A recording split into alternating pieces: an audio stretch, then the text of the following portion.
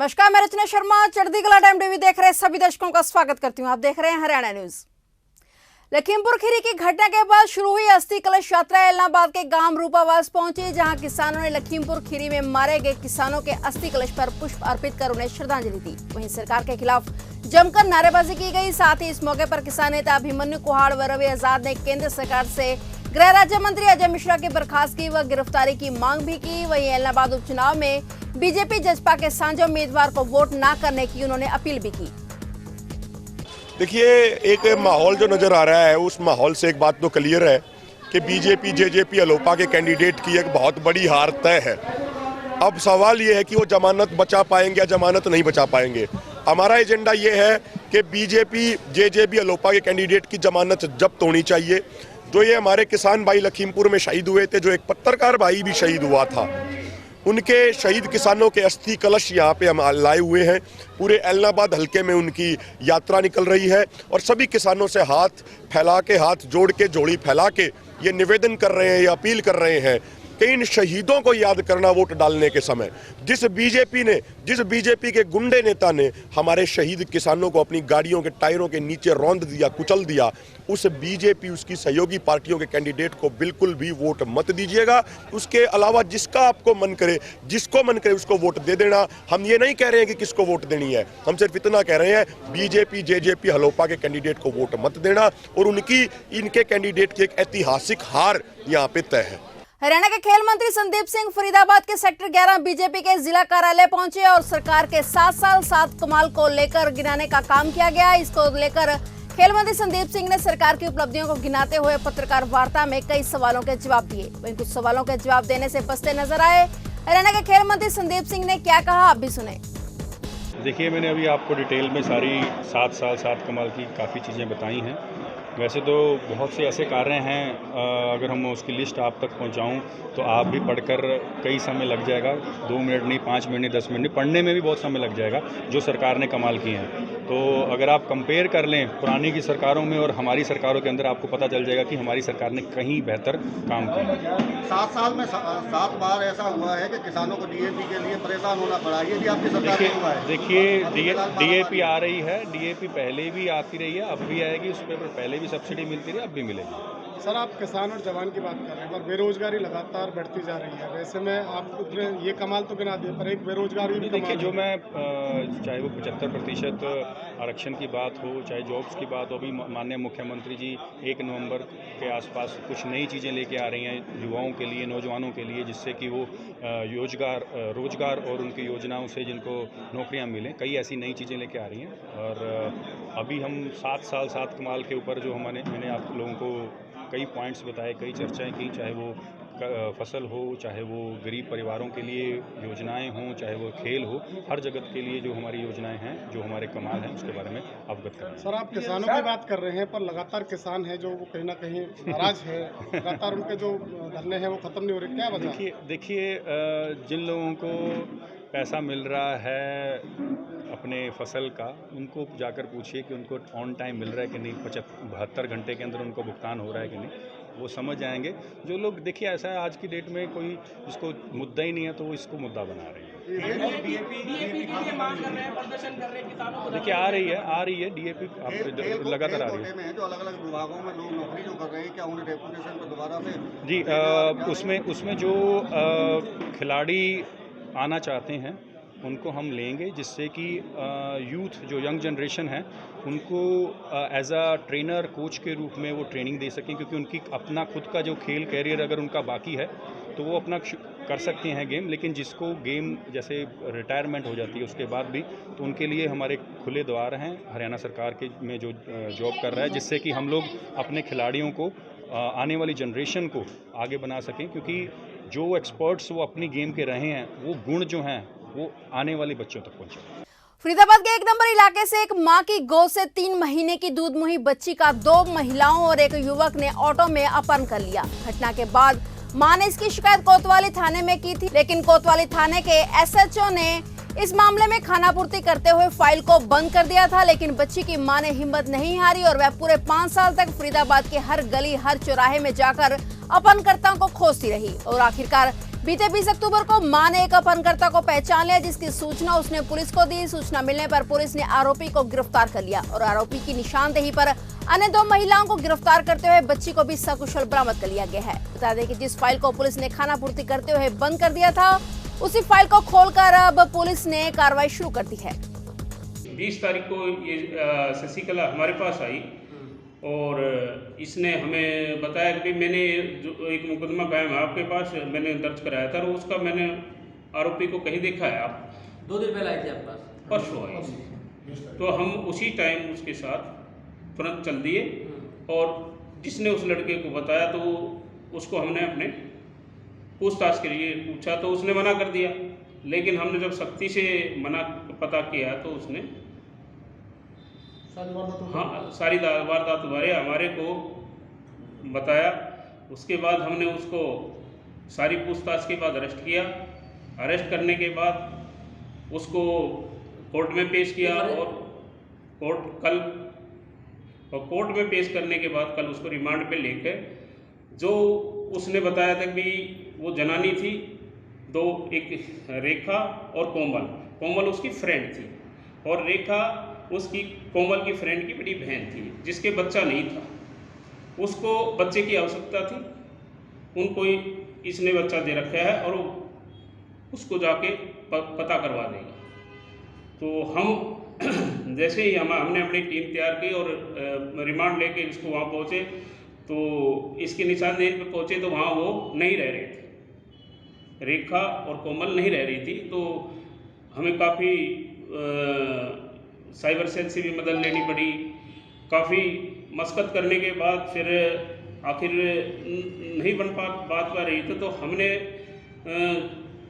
उस ओनर से पूछा कि ये मकान कब खाली हुआ, और मकान खाली हुआ जब कौन इसके सामान को उठा के ले गया यहाँ से, ट्रांसपोर्टर बताओ। और फिर हम जैसे तैसे करके उसने काफ़ी सोच विचार के बताया और फिर ट्रांसपोर्टर के पास ले गया। वहाँ हमने उस ड्राइवर की पहचान की। उस ड्राइवर से पहचान करने के बाद उस ड्राइवर ने बताया कि ये मकान मैं सामान छोड़ गया था। उस सामान पे फिर मकान पे हमने रेड की तो रेखा, कोमल और वो 3 महीने की बच्ची उससे मैं उठाई थी। अब करीबन 5.5 साल की हो रही थी तो उसको हमने वहाँ से बरामद किया। हमारी बहन कपड़े की काम करती थी, वो कपड़े के लालच में हमारी बहन के पास आई। उसने कपड़े देने के बहाने बुला के ले गई, चलो बच्चे कुछ कपड़े दे देंगे, उसके बाद साड़ी कुछ है वो दे देंगे। बुलाकर हमारी बहन चली गई सर, और वहाँ पर गई तो घर में ताला लगा था। घर से ताला लगा था, बोली हमारी बहन को कि कल आना तुम। हमारी बहन जब फिर वापस आ रही थी जुग्गी पर, वो रास्ते में से हमारी बहन की बच्ची को छीन लिया, ज़बरदस्ती कर लिया, लेकर वो भाग गए। जिसके बाद पुलिस थाने आए, हम लोग सब बहुत छानबीन कराए लेकिन पता कहीं नहीं चला सर। जिसके बाद हमारी बहन बहुत रोई, बहुत परेशान हुई। 5 साल के अंदर कोई ऐसी गली, कोई मोहल्ला, कोई कस्बा नहीं छोड़ा कि जहाँ अपनी बच्ची को ये ना ढूंढा हो सर। ऐसे ढूंढते हुए ऐसे परसों की बात थी, ऊंचा गांव एक पड़ता है, ये बल्लमगढ़ से आगे ऊंचा गांव, वो नाई का दुकान पर वो काम करता था, वो लड़का जो ऑटो वाला चला रहा था। हमारी बहन पहचान गई। पहचानने के बाद में सर वो हमारे पास आई, बोला कि भैया हमने उसको पहचान लिया, चलो आप भी देख लो। सर हम लोग गए वहाँ पर, दूर से देखा, हमारी बहन बताने लगी भैया यही लड़की है। मैं पूरा हकीकत से पूरा इत्मीनान से मैं बोल रहा हूँ कि यही लेकर भगा ऑटो वाला। हमने आया, बहन की बात सुना, उसके बाद हमने आया पुलिस थाना कोतवाली से, हमने सर को बुलाया और साथ में ले गए, उसको पकड़वाए और वहाँ से सर उनको पकड़ के लाए, उनसे बयान लिया तो सच कबूलने लगा कि हाँ हम ही लड़की को ले गए थे और 2 लेडीज़ भी थी। और जिसके बाद में सर ने उनको बुलाकर और जो लेडीज़ थी उनको भी गिरफ्तार और बच्चे को बरामद की। हरियाणा पुलिस में सीनियर इंस्पेक्टर भर्ती में ली गई परीक्षा में धांधली के आरोप लगाते हुए युवा उम्मीदवारों ने भाजपा के कार्यक्रम में पहुंचकर विरोध प्रदर्शन किया। दरअसल हरियाणा में सीनियर इंस्पेक्टर के 400 पदों के लिए एक परीक्षा ली गई थी, लेकिन इस परीक्षा में 3 सेंटरों पर गलत पेपर बांटने का मामला सामने आया था। इसके बाद इसी महीने 13 अक्टूबर को इन 3 सेंटरों पर परीक्षा दोबारा आयोजित करवाएगी। करनाल में इकट्ठा हुए उम्मीदवारों का आरोप है कि इन 3 सेंटरों पर दोबारा आयोजित करवाएगी परीक्षा में पहले से काफी आसान प्रश्न पूछे गए। इसी के साथ बड़े आरोप लगाते हुए परीक्षार्थियों ने बताया कि इन 3 सेंटरों से एक कमरे में बैठकर पेपर देने वाले सभी अभ्यर्थी चयनित भी हुए हैं। बता दें कि सितंबर में आयोजित करवाई गई परीक्षा में 1,08,000 से अधिक उम्मीदवारों ने परीक्षा दी थी और इस परीक्षा में 3 सेंटरों पर दोबारा पेपर लिए जाने पर युवा उम्मीदवारों ने पंचकुला जाकर भी विरोध किया था। इसलिए अभ्यर्थी करनाल से सांसद संजय भाटिया के एक कार्यक्रम में पहुंचे, जहां उन्होंने इस परीक्षा को दोबारा आयोजित करवाने की मांग को प्रमुखता से उठाया। युवाओं की संख्या को देखते हुए मुख्यमंत्री के प्रतिनिधि संजय बटला खुद युवाओं के बीच पहुंचे, जहां उन्होंने ज्ञापन सौंपा और ज्ञापन के माध्यम से युवा उम्मीदवार इन 400 पदों पर भर्ती के लिए पेपर नए सिरे से लिए जाने को लेकर मांग उठा रहे हैं। कांस्टेबल का जो कांस्टेबल का एग्जाम है उसमें उन्होंने साफ बोल दिया कि हम नॉर्मलाइजेशन करेंगे। हम कहते हैं नॉर्मलाइजेशन करो, उसमें पारदर्शिता तो दिखाओ, हमारे नंबर तो दिखाओ कि इतने आए और इतने काट दिए गए, इतने लगा दिए गए। हमें कुछ नहीं बताया जाता। हम 80 में भी दौड़ लगा रहे हैं, 60 वाला भी दौड़ लगा रहा है, 56 वाला लग जाता है, 80 वाला रह जाता है। ये सब अन्याय है और ये सब युवाओं की आवाज़ है। हम हर डिस्ट्रिक्ट में ये मुहिम चला रखी है कि जिनको वो तो चेयरमैन साहब है जो हम उनको मिल चुके हैं, उनसे हमारा मिलने का फर्ज था कि बताना, पर जिनको हमने यहाँ पर बिठाया है, वोट देके बिठाया है, सब युवाओं ने वोट देके बिठाया है, तो उनसे हमारा हक बनता है कि हम अपनी मांग को रखें और वो हमें विश्वास है कि वो जरूर हम प्रदर्शन क्यों कर रहे हैं? हम प्रदर्शन इसलिए कर रहे हैं क्योंकि ऐसा एग्जाम का पेपर दोबारा हो और जो मेल कांस्टेबल और फीमेल कांस्टेबल के साथ जो धांधली हुई है उसको दूर किया जाए और मेल कांस्टेबल में एक शिफ्ट में एग्जाम और नॉर्मलाइजेशन को बंद किया। पेपर कब हुआ था? पेपर कब हुआ था? दोबारा इसलिए हो क्योंकि 3 पेपरों में 3 सेंटरों में एक वो मुद्दा उठा था 26 तारीख को। 26 तारीख को जो एग्जाम हुआ था उसमें है ना 3 सेंटरों में गलत पेपर खोल दिया गया था। हमें नहीं पता गलत था सही था जो भी, और वो 3 में क्यों खुला, और वो 3 में क्यों खुला, और खुला तो वो कम से कम 20 में खुला, 3 ही का क्यों एग्जाम लिया गया दोबारा? वो 3 क्या कोई अलग से थे? और दूसरा उनका 13 तारीख को एग्जाम हुआ, एक रूम में से 24 बच्चे सिलेक्ट हो रहे हैं। ये आज तक नहीं हुआ। पहले क्या होता था, अगर एक रूम में से 10 बच्चे भी सिलेक्ट हो जाते हैं उसकी जांच की जाती है। अब क्यों नहीं होती जांच? क्योंकि पंचकुला पेपर लेगा था, ये हमारा प्रूफ है। एक रूम में से 24 बच्चे सिलेक्ट हुए। करनाल से सांसद संजय भाटिया की मौजूदगी में शहर के मंगल सेन सभागार में मेयर रेणुबाला गुप्ता ने 4 पार्षदों को पद एवं गोपनीयता की शपथ दिलाई। इसमें सरकार द्वारा मनोनीत 3 पार्षद, एक महिला पार्षद सरिता कालड़ा शामिल है। मनोनीत पार्षदों में वार्ड नंबर 15 से विकास तंवर, वार्ड नंबर 10 के दीपक गुप्ता और वार्ड नंबर 8 के अवनदीप चावला हैं और इन्हें बीती 20 अगस्त को सरकार की ओर से मनोनीत किया गया है। जबकि पार्षद सरिता कालड़ा वार्ड नंबर 7 से अपने पति की मृत्यु के बाद रिक्त हुई सीट से बीते 3 अक्टूबर को निर्वाचित हुई थी। पार्षदों ने ईश्वर के नाम सत्य एवं निष्ठापूर्वक शपथ लेते हुए कहा कि वे विधि द्वारा स्थापित संविधान के प्रति सच्ची श्रद्धा और निष्ठा रखेंगे और अपने कर्तव्य को ईमानदारी से निभाएंगे। पार्षदों के शपथ ग्रहण के बाद सांसद संजय भाटिया ने सभी पार्षदों और उनके साथ आए पारिवारिक सदस्यों को बधाई दी।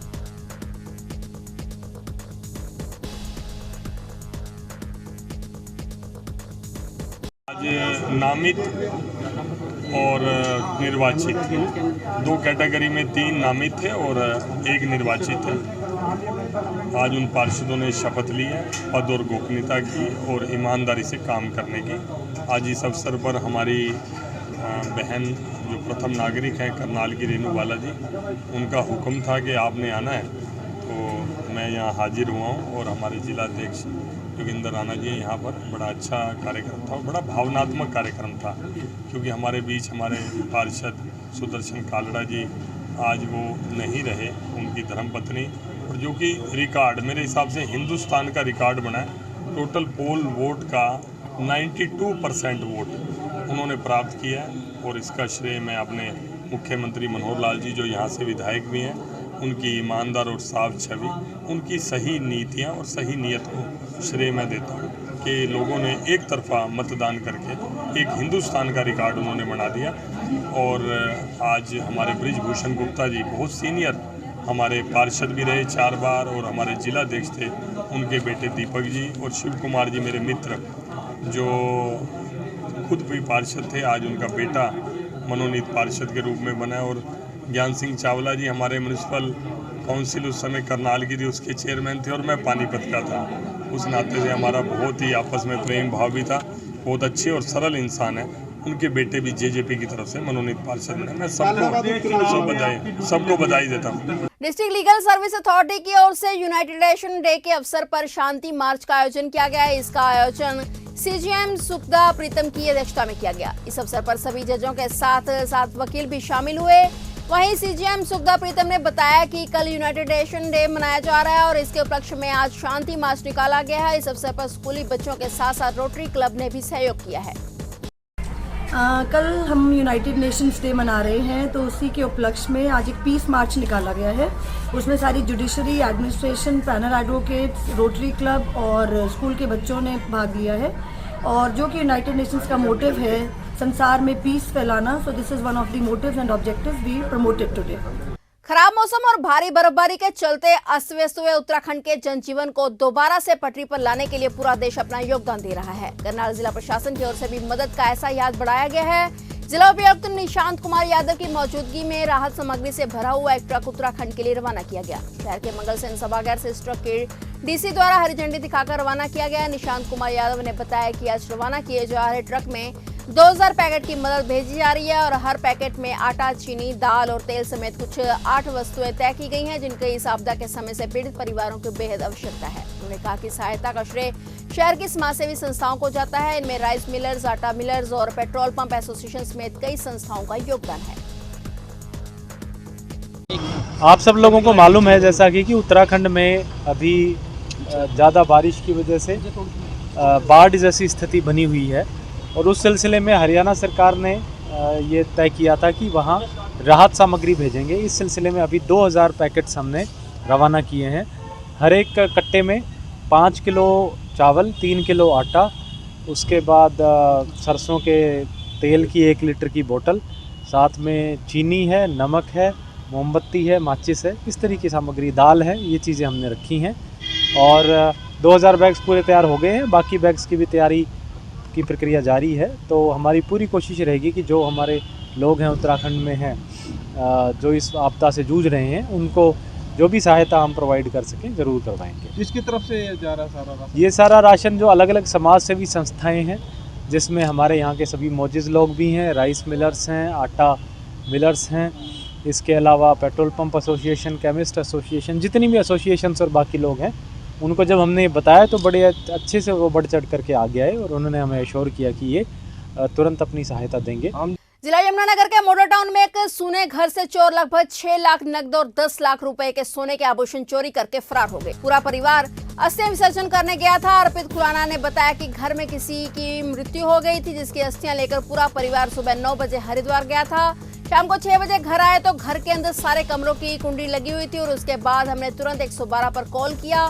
थोड़ी देर में 112 की गाड़ी आई और उन्होंने घर के अंदर की कुंडियां तोड़कर दरवाजे खोले। अंदर जाकर देखा तो घर का सारा सामान बिखरा पड़ा था और अलमारी में रखे 6 लाख रुपए और सोने की ज्वेलरी चोरी हो चुकी थी, जिसकी कीमत लगभग 10 लाख रुपए के करीब थी। इस घटना के बारे में जब यमुनानगर सिटी थाना प्रभारी सुखबीर सिंह से बात की गई तो बताया कि मामले में अज्ञात चोरों के खिलाफ मामला दर्ज कर आगामी कार्रवाई शुरू कर दी गई है। अच्छा, तो कौन सा एरिया है ये मॉडल टाउन? Model town. क्या मामला हुआ? मामला ये है कि घर में चोरी हो गई है और कल हम हरिद्वार गए थे मदर की अस्थियां प्रवाह करने के लिए। अच्छा। सुबह 8 बजे गए थे, शाम को 6-7 बजे के नियर अबाउट घर पहुँचे। अच्छा। तो घर के सारे दरवाजे अंदर से बंद थे। अच्छा। तो मेन गेट को बाहर से ताला लगा हुआ था। अच्छा। जब हम घर को अंदर घुसे हैं तो घर का दरवाज़ा कोई भी नहीं खुल रहा था, अंदर कमरों की लाइटें वगैरह चल रही थी। तो फिर हमने 112 पे कॉल किया, पुलिस की टीम मौके पर पहुंची थी। उन्होंने फिर दरवाज़ा वगैरह खोला है। तो जब दरवाज़ा खोला तो देखा अंदर सारा घर का सामान असलियत पड़ा है, सारा सामान बिखरा पड़ा था और घर में जो गोल्ड वगैरह, कैश वगैरह था सब ले गए। तो कितना गोल्ड और कितना कैश था ये बता सकते हैं? अबाउट 6 के करीब था, 6-7 लाख। 6 लाख, 6-7 लाख, 6-7 लाख के करीब। और गोल्ड भी है इसमें? गोल्ड 12-13 तोड़े गोल्ड है। 13-14 के नियर अबाउट। तो और भी कुछ ऐसी कीमती चीज़ें हैं जिनको जो ले गए हों? अभी सर पूरा देखा नहीं, क्योंकि हाथ लगाने के लिए मना करता सामान पे। अच्छा। तक कोई जितना मतलब जहाँ कैश और गोल्ड रखा हुआ था वो पेटी तो उन्होंने तोड़ के सारा कुछ ले गए, खाली कर गए। अर्पित जी, क्या लगता है कोई आसपास के लोगों के द्वारा ही सूचना कुछ थी या पहले से सेंध लगाकर चोरों ने जो है इस मामले को दिया है, जिस प्रकार से आपके घर में मौत हुई थी? तो हाँ सर, ये देखो डेथ हुई है तो सबको पता ही होता है कि घर में कोई नहीं होगा, सबने जाना भी होता है। तो मेहमान वगैरह तो सब चले गए, जैसे मैं बचा था दादी जी और बुआ जी के घर पे। तो वो हमने अस्थियां प्रवाह करने के लिए हम फिर आज जाना था 22 तारीख को, हम से निकल के थे 8 बजे। अमूमन आसपास के लोगों को ये पता था? हाँ पता था। तो आपको किसी पर शक है? मतलब अभी तो कुछ कह नहीं सकते, मतलब घर पे भी आते जाते रहते हैं लोग। प्रदेश में शुरू से ही विवादों में रही धान की सरकारी खरीद प्रक्रिया का जायजा लेने राज्य सरकार में एसीएस यानी अतिरिक्त मुख्य सचिव देवेंद्र सिंह करनाल अनाज मंडी पहुंचे। यहां उन्होंने जिला उपायुक्त निशांत कुमार यादव और मार्केट कमेटी के अधिकारियों के साथ मंडी में चल रही धान खरीद का जायजा लिया। मीडिया से बात करते हुए एसीएस ने जानकारी दी कि जिले में आमतौर पर 8,32,000 टन के करीब धान की खरीद होती है। इसमें से तकरीबन 85% धान मंडियों में आ चुकी है। इनमें से 95% से अधिक की खरीदारी भी हो चुकी है। इसी के साथ उन्होंने मंडियों में से धान उठाने की समस्या को लेकर कहा कि मंडियों में खरीदी गई धान में से लगभग 72% धान का उठान भी हो चुका है। इसके साथ ही उन्होंने हरियाणा की मंडियों में उत्तर प्रदेश के धान की बिक्री को लेकर भी बड़ी बात कही। उन्होंने कहा कि राज्य सरकार के पोर्टल मेरी फसल मेरा ब्यौरा के अंतर्गत हरियाणा के किसानों की जानकारी डिजिटल तरीके से उपलब्ध करवाई गई है। हाँ, मंडी का मैं फिगर्स देख रहा था। हमारे यहाँ टोटल अराइवल जो है पैडी की अभी तक 8,32,000 टन जो है टोटल अराइवल हुई है। और क्योंकि हमारे यहाँ जो एरिया है पैडी का लगभग 4.5 लाख के करीब है, इसमें 30% जो है हमारा बासमती है, तो उस हिसाब से देखें तो लगभग हमारा 3 लाख के करीब पीआर है जो मतलब एमएसपी में प्रोक्योर होता है। और उसकी यील्ड देखें आप, अगर मान लीजिए जो 28 के करीब है, तो हमारी 10-11 लाख के करीब जो है मतलब तकरीबन पैडी आनी चाहिए पीआर की। और उसमें से 8,32 आ चुकी, मतलब मोटे तौर पे हमारी लगभग मोर देन 80-85% पैडी आ चुकी है। और उसमें से 94% परचेज हो चुकी है ऑलरेडी।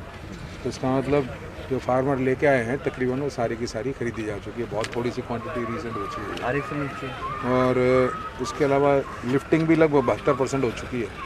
और राइस में शेलर्स का मैंने पता करा 288 राइस शेलर हैं हमारे यहाँ चंबा ज़िले में। और उनकी जो टोटल मिलिंग कैपेसिटी है वो जितनी यहाँ की हमारी एक्सपेक्टेड कैपेसिटी है पैडी अराइवल की, उससे डबल है। इसका मतलब कैपेसिटी का कोई इशू नहीं है, तो इसलिए लिफ्टिंग में कोई समस्या नहीं आ रही है। और पेमेंट भी हमारी स्टेट में जिस तरह एवरेज 55% हुई है, तो हमारी करनाल में लगभग मैं चेक किया है 60% से ऊपर पेमेंट है। तो मतलब वो पेमेंट का भी कोई इशू नहीं है। और अब इस वक्त मतलब कोई समस्या नहीं है, गवर्नमेंट मतलब मेजर काम हो। जो पेमेंट अभी तक नहीं हुई है वो कब तक होने की उम्मीद, कुछ जानकारी? पेमेंट हमारी जिस तरह इन्होंने फंड्स डिमांड किए हैं वो रूटीन में मतलब रोल ओवर होकर आते रहते हैं। तो मुझे उम्मीद है कि जिस तरह हर एक जो भी है, जिस तरह भी ये रोलिंग एवरेज हमारी अगले 4-5 दिन में मेरे ख्याल से हम 72 आवर्स में हमें मतलब देनी होती है। तो जितनी बची हुई है मुझे उम्मीद है कि भाई 72 आवर्स का आज मैं ये बोल के जाऊँगा कि भाई जहाँ जहाँ कुछ पैसे की दिक्कत हो बताएं, वहाँ ऊपर बात कर लेंगे चंडीगढ़ में। जो इनको वैसे तो तकरीबन सबको वहाँ ऊपर लिमिट मिली होती है गवर्नमेंट के लिए स्पेशली। और जो एजेंसी प्रोक्योर कर रही है उनकी तरफ से भी यहाँ कौन कौन सी इस मंडी में कौन वेयर हाउस फूड सप्लाई तीनों हैं, तो उनके फंड्स की कोई प्रॉब्लम अभी तक मुझे कोई बताई नहीं गई। अगर होगी तो बात करके उनको मेक श्योर। पोर्टल की में काफ़ी दिक्कत आ रही है कैसे किसानों के लिए। 4-4 घंटे का टाइम धान आ भी रही है और बिक भी रही है, हालांकि पोर्टल बंद है, पाबंदी है। नहीं, पोर्टल भी बंद है, नाके भी लगा रखे हैं। और अभी क्योंकि ये गवर्नमेंट ऑफ इंडिया का सिस्टम है तो होता है, उन्होंने जैसे अब पंजाब में भी लागू कर दिया, आपको पता ही होगा। हालांकि हरियाणा ने लीड ली थी इस मामले में कि फार्मर्स का रिकॉर्ड सारा डिजिटाइज कर दिया था, पंजाब का भी उन्होंने मैंडेटरी कर दिया। तो हमारे उस रिकॉर्ड में बाकायदा देखा जाता है कि हरियाणा के जो फार्मर्स हैं उन्होंने जो रजिस्टर किया वही पैडी एक्सेप्ट की जाएगी। तो उसमें गवर्नमेंट ऑफ इंडिया ने अभी उसी को परमिट किया है, इसलिए ही हम यूपी से कोई पैडी ले भी नहीं रहे। पूरे हरियाणा में जिला पंचकुला से सबसे ज्यादा डेंगू के मामले सामने आए हैं। अब तक रिकॉर्ड में 400 व असल में 750 से ज्यादा डेंगू के मरीज पंचकुला जिले में हैं। ऐसे में एहतियात के तौर पर डोर टू डोर फॉगिंग बेहद आवश्यक है, जिसके केस बढ़ने पर रोकथाम लगाई जा सके। कांग्रेस छात्र इकाई ANSUE RTI सेल के राष्ट्रीय कन्वीनर दीपांशु बंसल ने नगर परिषद कालका के कर्मचारियों द्वारा फॉगिंग के कार्य की सराहना करते हुए पिंजौर में फॉगिंग कार्य को आगे बढ़ाने के लिए सुझाव दिए और इसके साथ ही स्वयं जाकर पिंजौर की शिव शक्ति कॉलोनी में डोर टू डोर फॉगिंग करवाई। फिलहाल हरियाणा न्यूज में इतना ही। तब तक के लिए देखते रहिए चढ़ती कला टाइम टीवी और मुझे दीजिए इजाजत। धन्यवाद।